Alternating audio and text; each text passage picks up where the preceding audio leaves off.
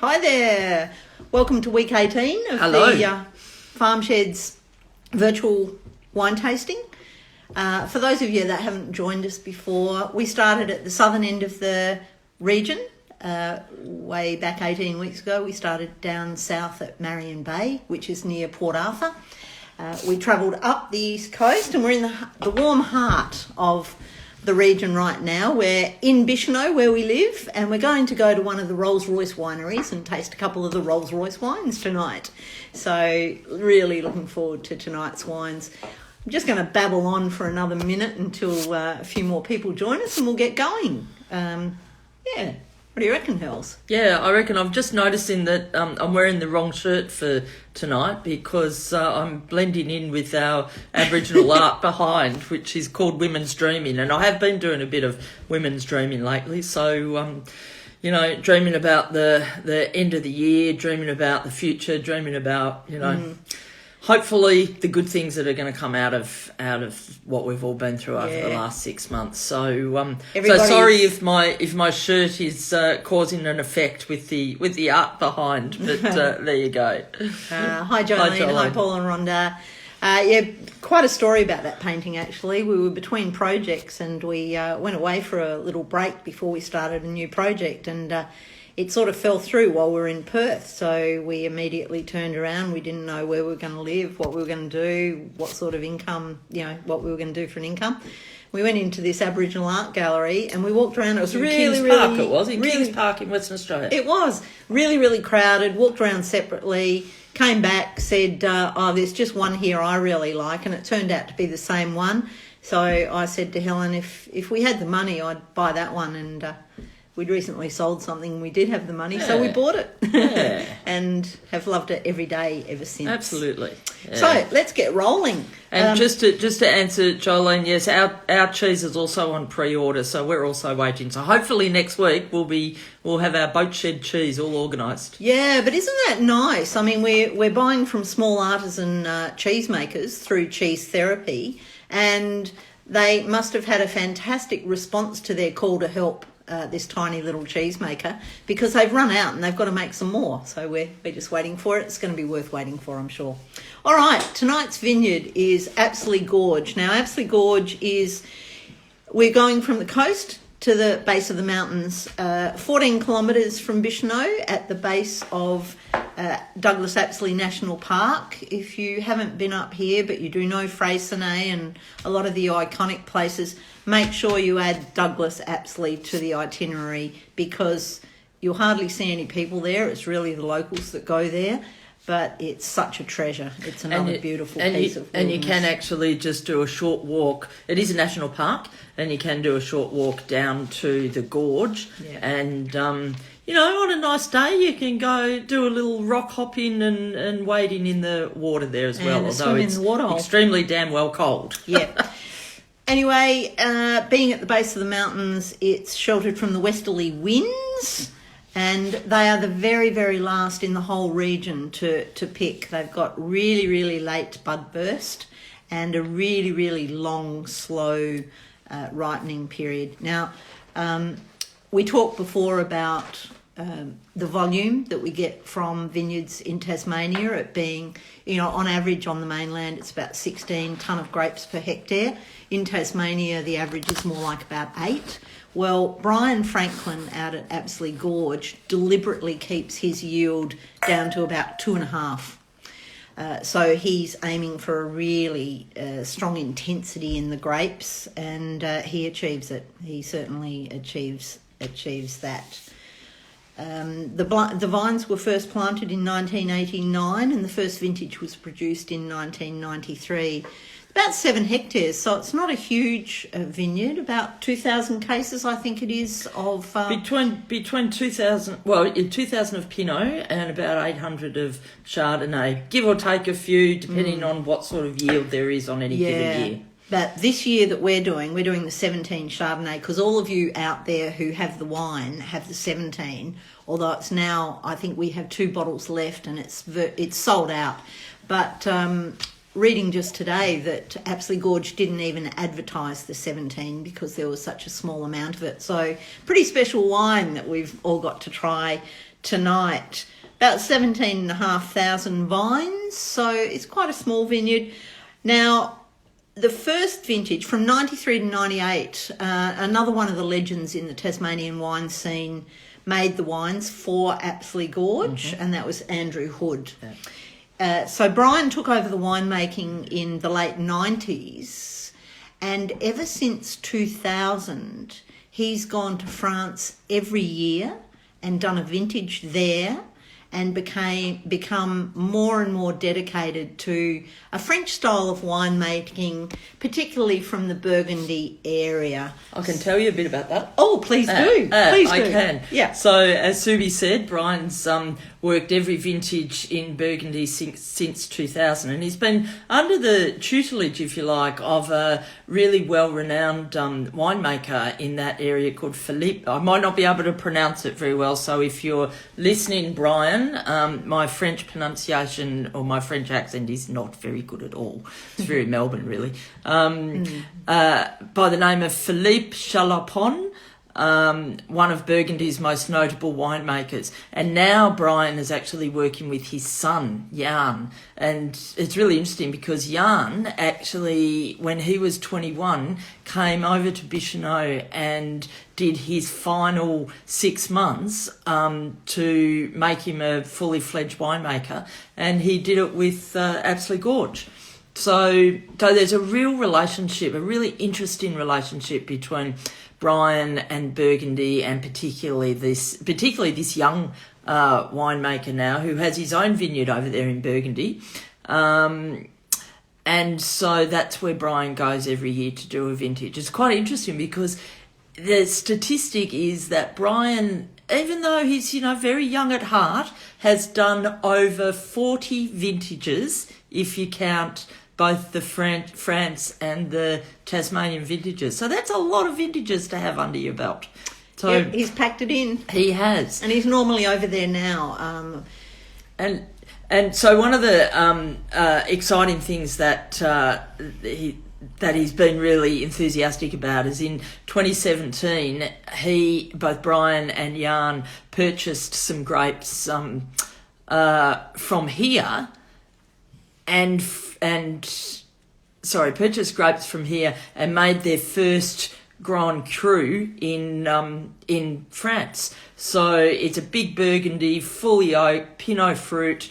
You can buy it. So they made it over there, bottled it, packed it in boxes, sent it back, and you can actually buy it directly from Brian from his website for a cool $495. That's right, exactly. Yes. So we're doing the budget lines tonight, then. Helen. That's right, exactly. The Apsley Gorges, they come in at what is it? A cool $70. $65 and $70. Now there is a quote from a well-renowned magazine called the Decanter magazine, which is a international wine magazine. Last year, one of the reviewers there said, Apsley Gorge wines, especially the Pinot, brilliantly expresses a spirit of place, a Tasmanian terroir, through a Burgundian technique, richly flavoured, complex Pinot Noirs with soft tannins that are an ode to the splendours of late autumn fruit. So I think that's a really beautiful quote to sort of finish on before we start tasting. Well, we've had a bit of French and we've had a bit of poetry. So now I'll tell you a story about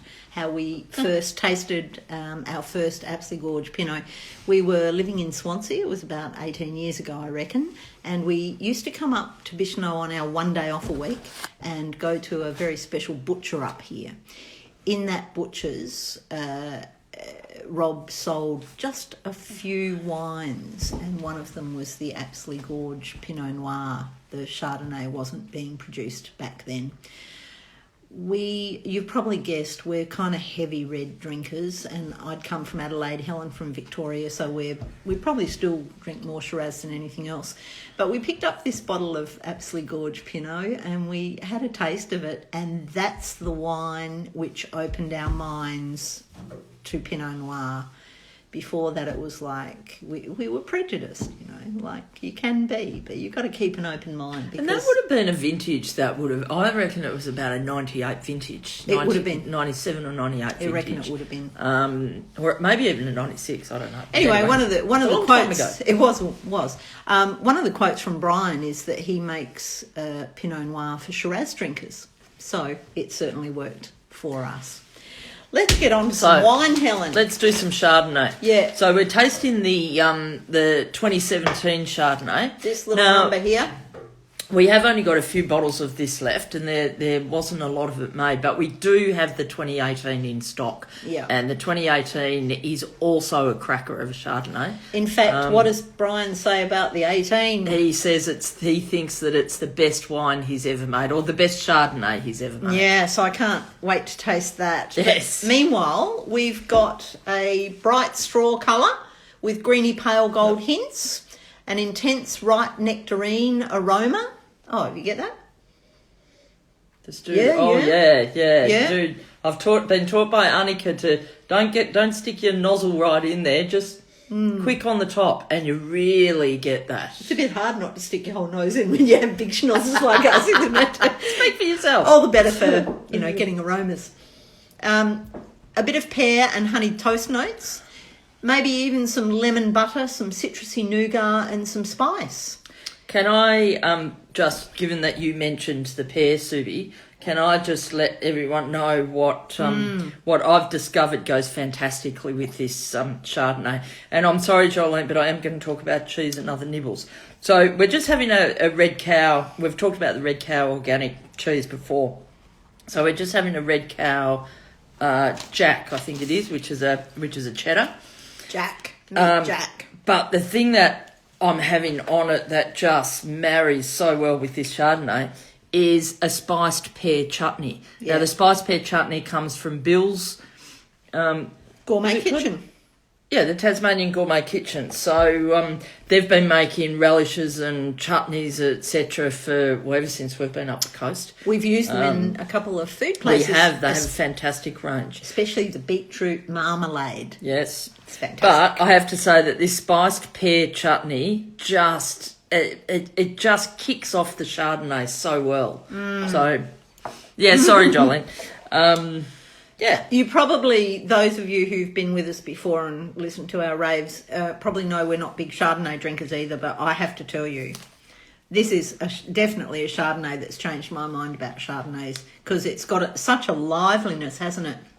It's got a lick of fresh acidity, but it's got a long and richly textured aftertaste.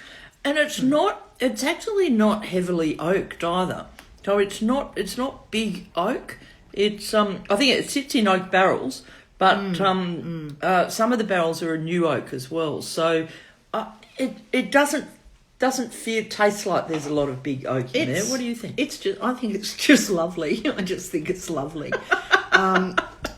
Ross Brown was standing in front of our wine wall one day of Brown Brothers, who have Devil's Corner here and a number of other fantastic vineyards, and he said it's a classic white Burgundy. So if you want to taste a classic white Burgundy, this is the one. Yep. So as we say, the 2018 is what have you got something to say about the 2018? I think you do. Right.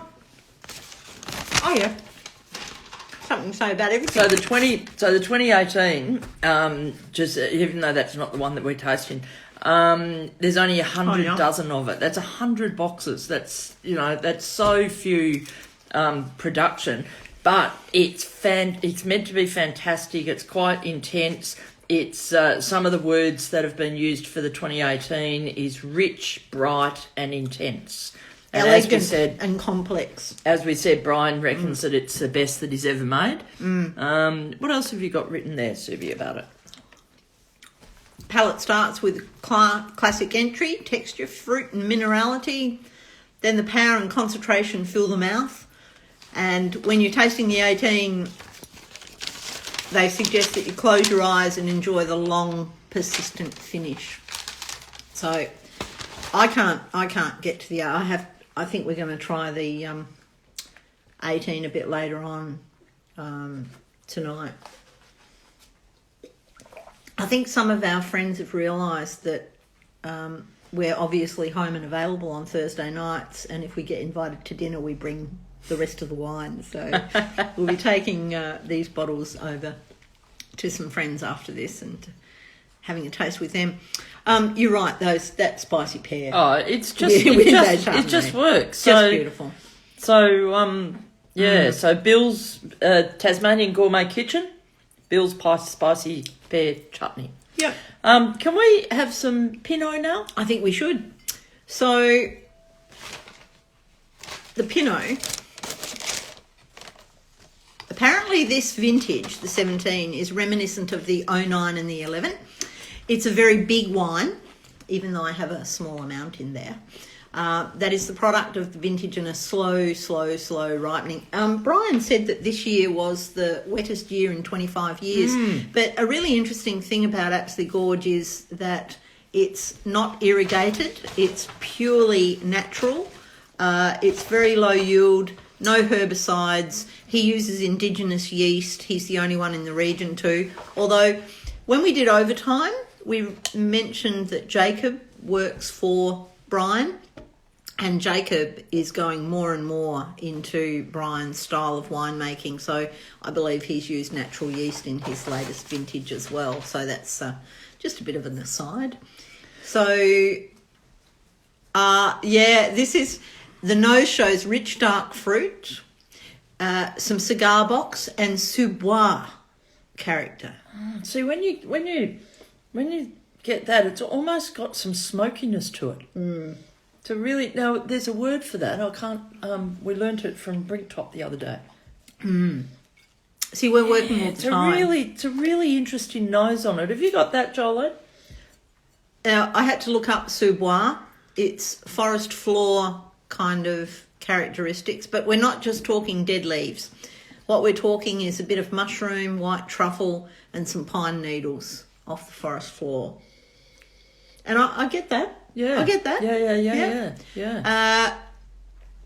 You immediately sense a mouth-filling texture on tasting with the ethereal Pinot fruit that goes on and on and on. And we've always found that all of the Apsley Gorge Pinots just keep giving. So over a few sips, you'll just get more and more happening in different bits of. And after it's been open for a while too, I think it needs just a little bit of time. And it's an interesting thing that you say there, Jolene, that it smells like a Shiraz Viognier, actually, because in the past we've often said that Brian doesn't necessarily like this, but we've often said that Brian has been making Pinot for Shiraz drinkers, but really the context of that is that they're quite big Pinots. They're quite big, not big bodied, but certainly big in flavour and depth. Absolutely. And complexity. Yeah. And gives Pinot a tannins good as name. well, actually. Yeah. Fantastic. What are we having with this one? Oh, well, I decided that we'd just go with a straight chicken pate with cracked peppercorn. So it's from the Tasmanian Pate Company. Yep. And it goes fantastically with this, because it needs a slightly bigger Pinot. This pate, I think. Rex, I think that's a good idea. None such distillery wants an empty cask to mature a single malt in. Oh. Well, you better talk to Brian. Brian. Brian's just built, another lovely memory that we have is, for those of you who know Bicheno, we have a place called the Gulch. There's a little island there, which is one of the best temperate dive sites in the world. And there's an old fish factory there, which has been, since 1993, has been the Apsley Gorge Winery. But just this year, Brian has built a winery out at the vineyard. On his vineyard. So that's where this year's vintage has been made. But I think a lot of us have lovely memories of going down there. Pauline from Overtime also worked for Brian Franklin, and she used to run the cellar door there, and you could only get crayfish because Brian's a crayfishman, and Pinot Noir, Apsley Gorge Pinot Noir. and you could sit there right on the water with those two things and a bit of a baguette, and it was just heaven. It was. Yeah. It was fabulous. So so we're looking forward to the to checking out his new winery up at the vineyard. They've been doing quite a lot of building and happening there, so that's exciting. We nearly got up there before tonight. However, they wanted to tidy it up a bit first. Yes. So, yeah, I know, Jolene. We have a really hard life here. It is a crayfishing village, so you know, and people. And we take our work seriously. I mean, you can tell that we're serious. Yeah, we take it seriously. Indeed, we've just tried the 17 Chardonnay. Now we've got to get on to the 18. And, you know, it's a hard life. No, a lot of people out there are having a hard life. We feel very fortunate. We've still got the blue skies, the white beaches to walk on. We've got fantastic wines to drink. We've got all of you lot out there who we've really grown to be very, very fond of. I'm not sure what we're going to do in 2 weeks when we do week 20, our final week. Oh, well, we might have a think about it and have a talk about it. Yeah. And we might talk with you all about it next week about what's going to happen after this. Now, listen, if you want to get, you know, a bottle of the last of the 17 Chardonnay, just give us a hoy. Don't hesitate to share this with your friends too. That's a really lovely thing. We've been getting over 600 watches of the tasting after the actual live event, which is still blowing us away. So you can see it, apart from live, you can see it as a recording on the Instagram TV site, on Facebook, and through our website. I think it comes out through YouTube. Thanks, Jolene. Jolene would like us not to stop at the end of September, so... we'll take that on board, and Any we'll ideas have out a there? talk about that and see where we land with it. But let's have a little chat about it next week. Well, you know, we could easily start at the southern end of the region and keep going right through again, because they've all got new vintages. A lot of them have a lot more wines than the two that we've tasted. So, you know, there's a lot of good wine out there. So thank you everybody. Soon. Thank you everybody for joining us, and absolutely, our time has come to finish tonight's little show. Yeah, it's been lovely seeing you all again. Thank you for being part of it, and see you next week. Next week we're doing Iron House. Yeah, just now that's a little bit up halfway between Bicheno and St. Helens. This is another large vineyard. Thank you for the votes for another season. Thank you very much. What about gin, says Stella. I don't know about that. Oh, Stella, we wouldn't get through 20 minutes. We know nothing about wine. We know even less about gin. So, yeah, maybe. Anyway. So Iron House next week. So, same time, same channel. That's what I was going to say. We've done some vineyards that are virtually on the beach. We've just been into the mountains and the forest floor. Next week, we're going to hit the rocky ground. Yeah, that's right. And rocky ground...